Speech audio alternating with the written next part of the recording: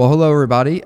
We are, I don't know what episode of this is it 10? Okay, all right, because this will be a little bit of a different format, what we're going to do here today. So in the past, we really came off of a month worth of prostate cancer topics when we talked about PSA, what PSA is, the importance of that as a screening tool for early detection of prostate cancer. And we talked about some new developments like the PSMA PET scan and the importance of that as far as finding the location of cancer, and even now potentially being able to even use it as a form of treatment. So what I didn't expect when we talked about that recently is that we would pretty quickly branch into actual kind of an episode or two maybe that'll show you that whole process of getting a high PSA result, and then how you go about trying to obtain additional information, and then find something actionable and do something about it. So I recently got a PSA result that was up quite a bit, up significantly. Although not a terrifying number in the absolute, but it's up quite a bit. So it had gone from 3.3 to 13.7 in 3 months. So Jill kind of pointed out, I was looking for the hockey stick on the graph, but she says it looks like a ski jumper, which it kind of does, actually. A little bit of an Olympic sport, especially as the Olympics are getting ready to kick off. So anyway, so what we're going to do today is I'm going to actually have my colleague, who I pick on probably a little bit too much, actually draw my blood, which is probably not a really great hopefully karma doesn't catch up with me on this. So, but we're going to draw that blood and we're going to send it off the test, and I'm going to have Jill talk about that. It's through a company called Guardant. It's a Guardant 360. And Jill, I'm going to hand it over to you and have you explain a little bit about that, why they call it a liquid biopsy when it's not really what most people think of as a biopsy. So the Guardant 360 is a blood test that is drawn, and it looks at actually circulating tumor DNA in the blood. And so what a lot of people don't understand is that, the molecular makeup of a tumor is what they're looking at when they do an actual tissue biopsy. And the tumor itself actually does shed some pieces of its DNA that end up in the bloodstream. Okay. And so what Guardant 360 has done is they have created a test that is able to pick up that cell-free DNA that's circulating through the blood, and they can test that for potential actionable mutations, or for a way to kind of understand that it's a mutation that often there's a treatment associated with. Okay. And so like I said, it's a simple blood draw versus having to have an actual biopsy that often is done under anesthesia from the OR or under some form of sedation. And the test results come back in about a week. Okay.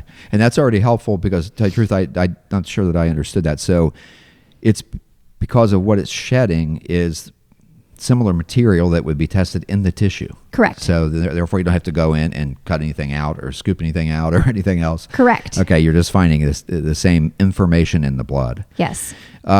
So one thing I thought I'd heard before, and I'm not sure if this is true or not, but then can that also inform, let's say, for example, right now I'm on a drug called apalutamide, which is the other name for it is Erlita. But does that inform in any way, like, say, for example, whether certain medications might be helpful or not, or anything like that? So when we're looking at patients who are currently on treatment, those circulating tumor DNA numbers should go down or disappear. Okay. And so if we're doing serial numbers as a mode of surveillance while you're on treatment, we should not see those numbers start to increase. Okay. And so if you're on a medication and we are checking those numbers and we start to see those numbers increase, there would be concern that the treatment potentially is not working like it should be. Okay, got it. Okay, so that might maybe at that point maybe you'd switch on to a different drug or combine it with something else or Correct. Something of that nature. Okay, all right, that sounds good. And then so I think back to our last episode last week when you guys dressed me up and made me look like a fool. as Grinch. I thought you looked great. Okay, thank you. And I think back to that, and you had talked about that one of your hopes was that people would have hope, that there's maybe a new paradigm where you don't think of it in terms of I'm going to die. It's just I've got something that I got to just manage over time. Right. This is kind of one of those things, right, where you can Yes. find this earlier and say, for example, I did this radiation treatment based off this information this time last year, but it was a year where I felt great and everything was fine. Mm-hmm. So maybe the new paradigm is you collect information earlier and in a less invasive way, and you hit it hard and you move on, right? Exactly. And it's just another tool in our belt. Yeah. And so the goal of using tests like Guardant 360 and the PSMA scan is to get early answers for exactly what your cancer is doing and to be able to treat it sooner and potentially have better outcomes. Okay. And one other thing too, I think it's important. So we're going to go ahead and get my blood here in just a bit, and we'll ship that off tonight. We'll get it back in about a week. And like some other things that are maybe prohibitively expensive, Guardant really works with the patient so that this is not prohibitively expensive, right? I mean, oftentimes you don't even have a bill. Correct. Okay. And Guardant takes care of billing your insurance. The patients do sign the form, the requisition form, when the test is sent out. That allows Guardant to submit any additional information needed to get approval from the insurance company.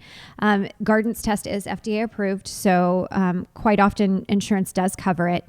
If insurance does not, Guardant does have a copay assistance program, and most patients, the most out-of-pocket that they would pay is about $100. That's fantastic. It's absolutely fantastic. Okay, so we'll go get to work on that, and then meanwhile, I'm kind of still waiting to hear from University of Michigan. I may be heading up there, freeze my off in January again, and get the PET scan done up there, and then we'll also see how that looks. Okay. All right, Chris, take it away, buddy. So we're now here in my office here at Cincinnati Cancer Advisors, and what we're about to do is take a blood draw. And the reason why we're going to do that is, we're going to put these results up on the screen so you can see this. But it's interesting that we've talked quite a bit about in some of our past podcasts about things like PSA and the new tools that we can use with liquid biopsies and PSMA PET scans and the like. Now, little did I know at the time that this quickly thereafter we'd get a chance to actually walk you through this and see kind of how they work, what these new tools look like, and we'll do it. I'll be the guinea pig, so because I need to do this anyway. So. Chris is going to put on the screen for you to look at will be a graph of my PSA results. So what you're going to see is starting at about, the graph starts April 2020, and you'll start to see that at about August of 2020, you'll start to see a pretty steep rise in my PSA. So at this point, likely there's probably solid tumors that are forming, and that continued. The sharp increase continued until we got to last November 2020. So that's when I went to University of Michigan, had a PSMA PET scan done, and you'll see that the apex for this topped out at shortly after I finished radiation, actually. So my PSA result was over 22 at that point, and that's quite high. So, but the good news is you can see the response to the PSMA PET scan, which was a precipitous decline. All the way back down to 1.3, I think it was, at the beginning of this past summer. Would have been in June. But you can also see that it's headed back up again. And so it's this last result that I just got last week, it's headed up quite a bit. So as I mentioned before, we're going to go and do a blood draw today. We'll send that off. We'll get results back in 7 to 10 days or so. And that'll give us some initial information. And in the meantime, I'll be waiting to hear from University of Michigan, so I can spend some time in tropical Ann Arbor, Michigan, and sometime in December or January, and then hopefully that'll highlight or spotlight where those tumors are, and then we can treat them again like I did this past year. Okay, so a little bit of a review in regards to Steve's treatment journey over the last year.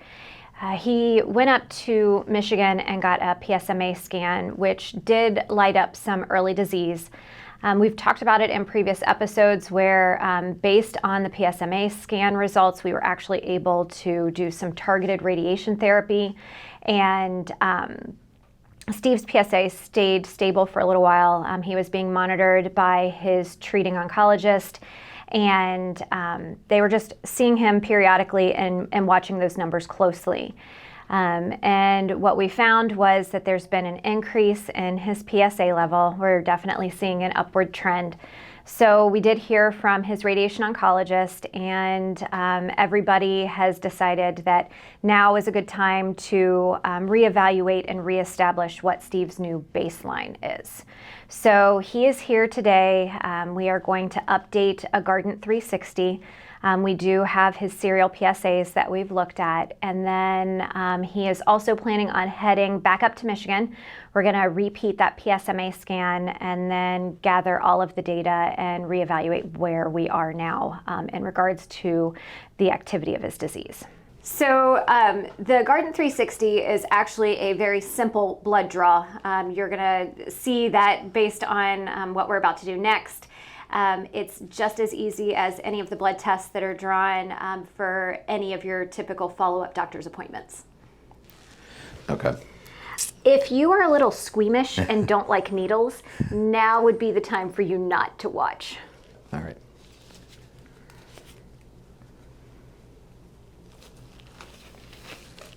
Hopefully I won't regret giving your mom a hard time on our podcast. Before she takes all your blood. Now, what was it that you were saying about Christmas?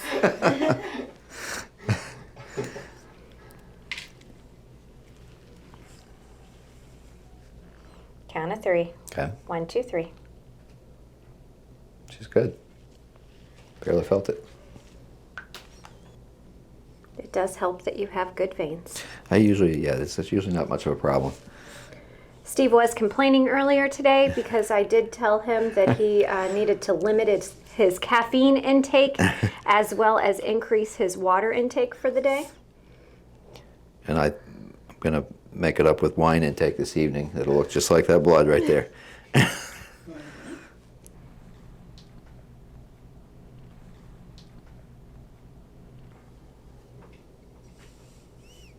So is it just one, like just that vial? Nope. Jill, or is it more than one? We draw 2 tubes. Okay.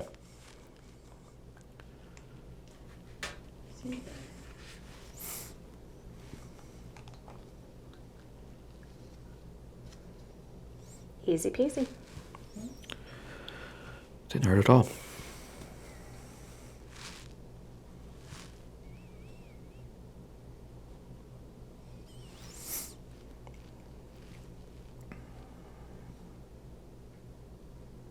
And although it looks like this is a lot of blood, there's only about a tablespoon total between the two. Are you tubes. serious? Mm-hmm. It does look like it's a lot more than it. Mm-mm.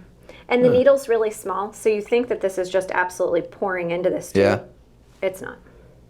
It's incredible. I would have guessed quite a bit more than that.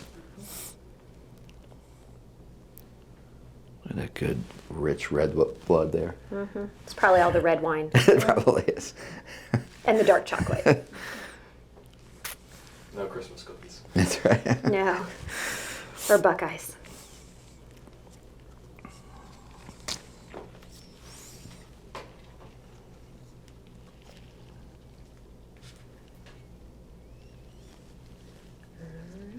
Thank you, Jill.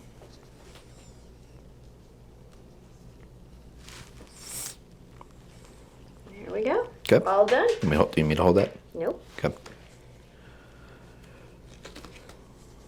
And now we And I wait. did pay attention to the fact that you were wearing a blue shirt. Hence the Yeah, oh, look at that. blue coat band. I can tell you that my undershirt is almost the exact same color. Of course it is. All right. All right. We send it off, and then it takes about a week. Okay. There And you go. and Jill, you mentioned a portal. Is that something I would just set up with through Guardant, or? So the paperwork that you would have gotten the first time that you had your Guardant Yep. drawn, there is a portal that Guardant has that the patients can actually log into, and you get alerted as soon as your results have been entered into the portal. And the nice thing is, and we'll talk about this next week when we have the results, it gives you kind of a graph very similar to the graph that you get with your PSAs to show you exactly what your results are doing. Okay. All right. All right. Now we wait. All right. So what you just witnessed was a wonderful turnabout where I got to stick a sharp object into the arm of the Grinch. We were able to get the Guardant 360 drawn. As you witnessed, we drew 2 vials. Those will be sent off tonight. And it takes about 7 days for the results of the test to come back. So the plan will be, we'll get the results of the Guardant and compare that to Steve's previous results. We have his serial PSAs from the last several months. And then, like he said, the plan will be for him to head up to Michigan and have that PSMA scan.